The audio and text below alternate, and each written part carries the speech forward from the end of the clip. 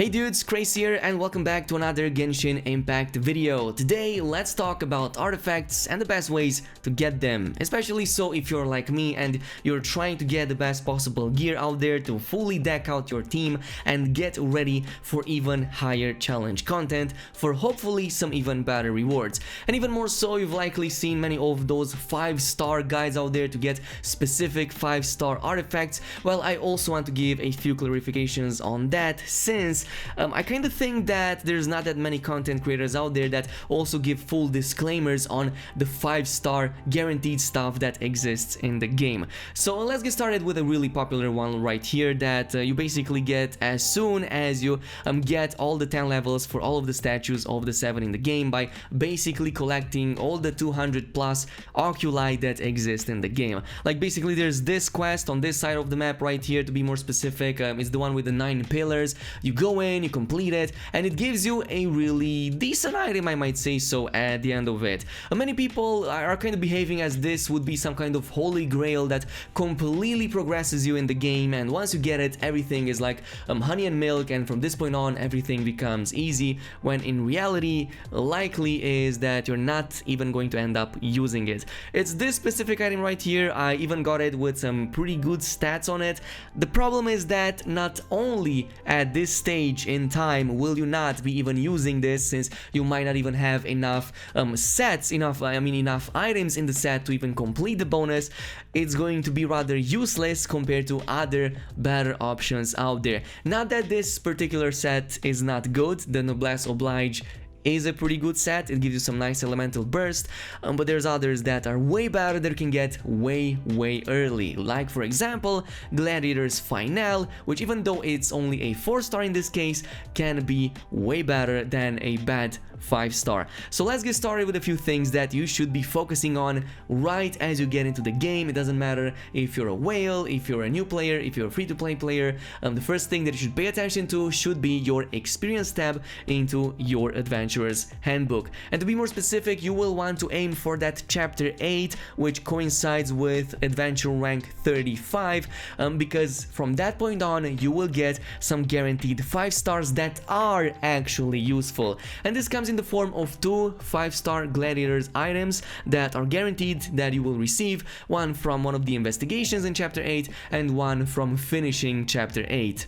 Which basically means that once you reach chapter 8, you're going to be able to already complete half of that set for your main DPS character, and from like chapter 8 and above you're going to get even more of those items, which is going to be also very useful. But in the meantime, there's a few other things that you will also want to do, because if you do this properly, by the time you reach chapter 8, not only will you get those 2 items, you will actually get more items that you can basically use to even finish the set in the first place, if you already finished it by then with these methods. And this brings us to the next point on the list. It doesn't matter if you're AR 35, below it or above it, the next couple of methods are going to be something that you will do anyway, even past these points, way more into the end game anyway. And this brings us to these domains of blessing, and of course on the other side we also have the elite world bosses. I can only like zoom in over here, like the elite world bosses that we have many of on the map. So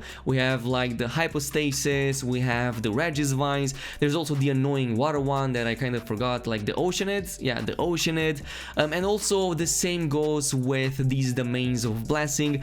Basically there are several domains of blessing in the game, domains of blessing being the ones that actually give you artifacts. So there's this one right here, then there's a couple more that the difference between these is basically they will list different artifact item sets. So depending on the characters that you have, depending on the item set that you need, you will want to farm one over the other, or well, quote-unquote farm, because there's a few disclaimers that I have for you guys. So now there's a debate going on between, do you go in and complete domains of blessing, or do you just focus on world bosses? And that is actually a good question, but here is what you need to know about these. On one side, for the domains, you will only ever start seeing 5-star loot being listed only after reaching adventure rank 40, which in this case, as you can see, it only starts listing these after that point has been reached. Meanwhile, for the regular bosses, for the elite world bosses,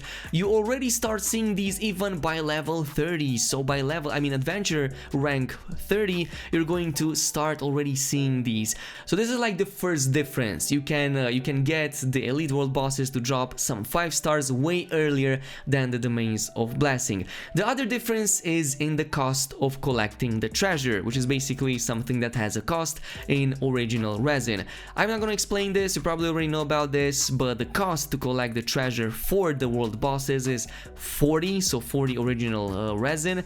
Meanwhile, for the domains of blessing, it's only 20, though I'm not sure if it's even listed right here, but you have to trust me that it is only 20. And there's also the difference in, of course, the XP that you get 100 from the domain and 200 from the elite world bosses. Now, the reason why this debate even exists, and this brings us to the last difference, is the fact that the world elite bosses can also drop character ascension materials, which you will definitely want to farm for anyway, maybe even get them ready in advance before you hit that AR requirement, so that once you hit that AR requirement, everything is already set up and you can do it right as the AR switch is happening. But does this mean that you should completely ignore the domains of blessings just because you will also want to get those character ascension materials?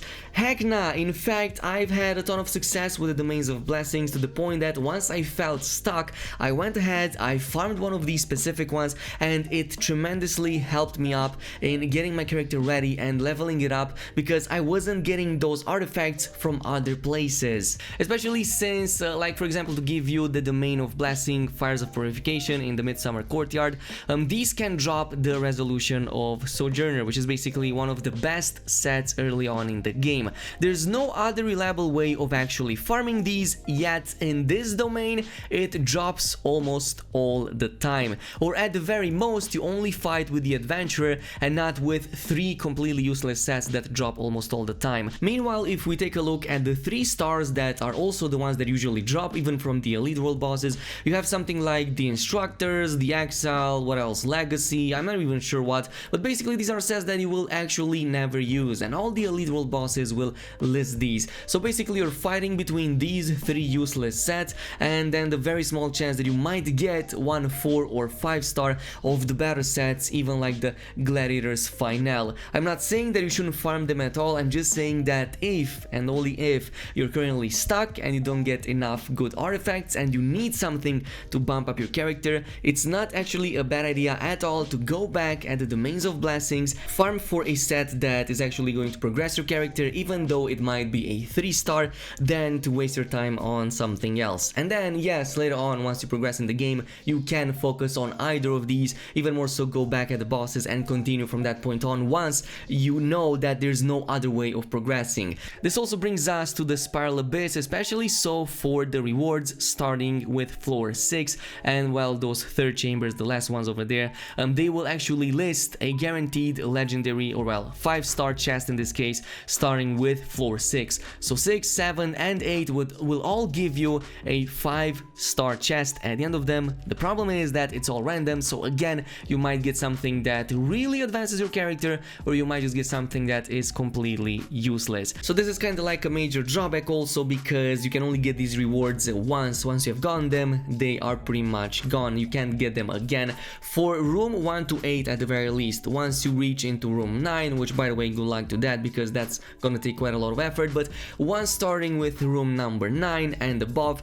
they will actually reset, I believe every couple of weeks. I might be wrong on this one, but I think it's every couple of weeks, point at which also the rewards will reset, so you can actually refarm them, but only every couple of weeks. And this finally brings us to the last couple of options, which are going to be the weekly bosses, with the Dominator of Wolves and the Storm Terror boss, both of which actually have really good chances at some really nice 5 stars, especially if you are already at 35 AR. You should probably see more of these 5 stars dropping than not, unless you're like super lucky, and even if you're not, you should see at least a 4 star and whatnot. And yeah, it can also drop the Gladiator's Final, which is going to be very useful. Also some of these Berserkers that you can definitely use. A ton of other materials in the process, but again, it's only once per week. And on top of that, you can also get some of these prototype weapons that you can go ahead and craft actual weapons with them. So these are resources that you use to craft something that looks kinda like this. So this is one of the weapons that I had to craft for my Diluc, since obviously he didn't have a good enough option right there. I'm going to talk about these weapons in a later kind of video, but just to give you an example, between a 3 and a 4 star there is quite a huge difference, as you can see, which only gets higher with the higher levels. So again, this is it. This is how you get your artifacts on your characters. This is how you get them decked out. This is how you are going to be able to complete these sets, and this is how you're going to be able to advance a little bit better in the game up until you get to 35 and then 40 and 45, from which point you're going to get 5 stars more reliably. It's going to be way better, and you're not going to have that much of a hassle as it is at the lower stages. But this is it for now. Thank you so much for watching. If you enjoyed this video at any point, don't forget to leave a thumbs up on it, and I'm gonna see you guys in the next one.